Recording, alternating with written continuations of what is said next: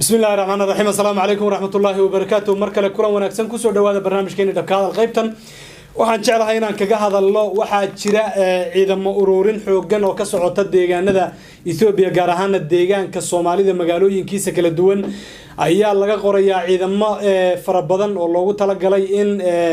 tababar loo furo lagana mid dhigay ciidamada dawladda Ethiopia sida hadalka loo dhigay ciidamadaasi ayaynu eegi doonaa meesha lagu ururinayo iyo qaabka loogu talagalay in loo ururiyo iyo waxa ay qaban doonaan sidoo kale dawladda Ethiopia oo iyadana dhinaceeda ka wada taxaalufka ay ku ururinayso ama dadaalka ay ku ururinayso ciidamada kala duwan ee deegaanada Ethiopia oo iyadana tababar uga furtay deegaanka Hursa ayaynu eegi doonaa waxa la jooga saaxiibkay jaamacu waxa soo baxayay waraaqo ku saabsan loo qaybiyay degmooyinka iyo gobolada iyo deegaanka Soomaalida oo leeyahay waa inaad intaas oo ciidan soo ururisan ciidamadan hadda la ururinayo maxay ka macnaayeen bismillaahir rahmaanir rahiim waa salaam ya guud ahaan ummadda Soomaaliyeed meel kasta ay joogaan ba salaamu alaykum ballah horta dalka Ethiopia dagaal ba ku jira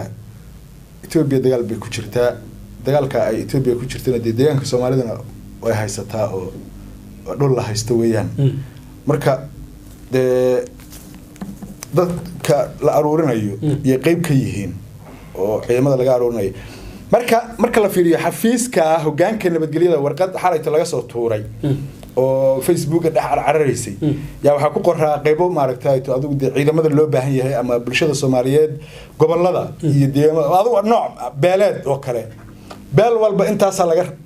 laga rabaa beel heble intaas laga rabaa beel heble wax noocaas weeyaan wax nooc beel heble intaas laga rabaa beel heble intaas laga rabaa beel heble mise gobol hebel waa iska beel heble gobolka waa leeyahay beelaha loo qeybiyo gobol bacdada meel ma degan tusaale ahaan gobolka Faafan oo kale waa meesha kamid ah beelaha tirada badan ay ku dhaqan yihiin weey beelaha Soomaaliyeed badan baa degan gobolka Faafan ana hal beel gaar ma leh waa ilaa waa 19 degmo weeyaan degmooyinkaas qaab beelad baa loo kala degan yahay degmo walba beel baa lagu ogyahay degmo walba beel baa degan maxaan ku idhaahdaa aw bare beel baa degan lafaciisa maxaan ku idhaahdaa iyadana beel baa degan maxaan ku idhaahdaa tuli guuleed beel baa degan qabri bayax beel baa degan galaalshe beel baa degan goljanna sidoo kale ma halka wad dhagaxle beel kale degan jigjiga beel baa degan nafteeda waa wax noocaas weey haroreys miyaa lahaa meel walba beel baa degan in kooxaha degan oo beel ah si marka beelahaas ciidan looga wada helo beel walba beelihii hadii la dhaho naarta la isku kaxaynaya Soomaalida moogta wax baas weeye beel walba waxa ay qabaan naarta la isku kaxaynaya beel heblo laga tagayaa oo cadoonayaan oo dagaalamayaan waa in dadka naarta loo wada dadna loogu dareelay dikra magaca beesha meeshaas hoos u dhacba ka soo gaadhay marka waa in la kaxeeyo waa wax moogta Soomaalida Ilaahay ku ibtileeyay marka iyada oo taal laga duulaya waxa la yiri gobolka Faafan oo kale 1000 askari baa laga rabaa waxay ka dhigan tahay marka 1000 ka askari waxa loo qaybinayaa degmooyinkiina beelaa degan marka beel heblay 10 kan way marka degmooyinka marka loo qaybiyo 10kii degmo ee gobolka Faafan uu ka koobnaa min 100 baa lagu qoray marka ay ka dhigan tahay 100 askari baa mid walba lagu qoray ka dhigan tahay beelaha qaar baa laga yaabaa inaysan dhamaynba بعدين degmooyinka lagu qoray dadka degan qaar baa laga yaabaa inay 100 dhanayn dariski laakiin siin 100 baa laga rabaa 100 baa laga rabaa waxay dooni ma noqotay adee marka waa qaab noocaas marka waxa la yiri meel hebla intaas lagu qoray meel hebla intaas lagu qoray meel hebla intaas lagu qoray meel hebla intaas lagu qoray qaabkaas marka waxa weeyaan yaa lagu soo aruurinaya ciidanka marka ciidankani wuxuu qayb ka yahay waa ciidanka difaaca dalka Ethiopia أنا ما قاعد نقف كسومالي إثيوبيا الدفاع يدين إنه يسوي بريس كيسر سنة عيدك الدفاع عدل إثيوبيا على غرباء عيدك ملتري إثيوبيا وإحنا عاصمين. أنا ملتري هرا ما ذي ما أقان ما يوجهوا ولا بكرنا يا وحنا بكتشوا كله ENDF إثيوبيا محل National Defense Force هي يلي هذا مركا ENDF كم نقطة يكمل نقطة يعني ها إذا مضاني ليو بوليس نما نقطة وحنا ليو بوليس نقطة وعيدك الدفاع عدل إثيوبيا محل عيدك قرن كله ها وإحنا عاصمين ENDF ها marka hadii qaranka qofkii aaminsan bay qaran u yihiin Soomaalida qaran uma aha qof Soomaali ciidanka Itoobiya qaran uma aha marka ma Faafan ba kun ka askari laga rabaa sidaan oo lagu diray ma ciidanku waa 3250 askari qiyaasta qaab ciidanka Soomaalida la rabo ciidanka Soomaalida laga rabo marka waa gobol walba waxa laga rabaa inta tusaale ahaan gobolka maxaan ku idhahdaa to shabeelle oo kale 400 iyo waxbaa lagu soo qoray dhagax buur jarar waxaa lagu soo qoray 80 qof wax noocaasa nogob oo kale waxaa lagu qoray 200 iyo waxbaa lagu qoray meel adoo waxbaa dadka loo qaybiyay nogob askar badan baa laga helay ma nogob horaa loo askareeyay nogob waa hore loo qaaday waxaan hadda jira meeshan maxay ahayd waldiya kuwa jooga waa reer nogbeed iyo reer afdheer miyaa lagu yiri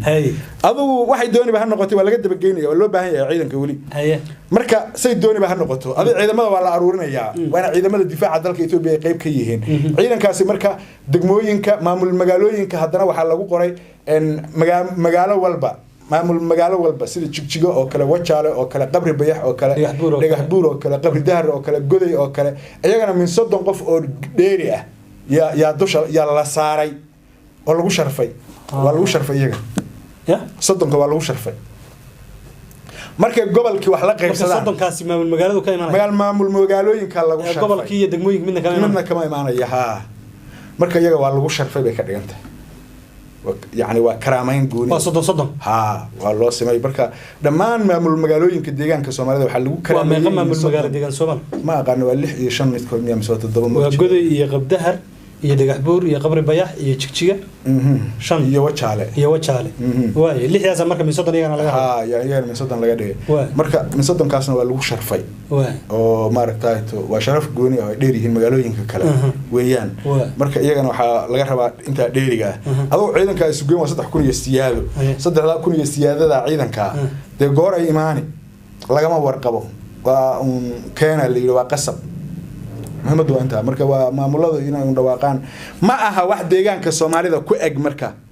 habkee loo maraya marka ciidanka deegaanka Soomaalida waxa loo maraya beel ba loo maraya marka baashi say soo qoraysaa ma soo ciidanka soo qoraysaa beelaha waa qasab ku bas wala raafaya beeluhu waagi hore waa soo ninkii iyo qoriga iswata keena la dhihi jiray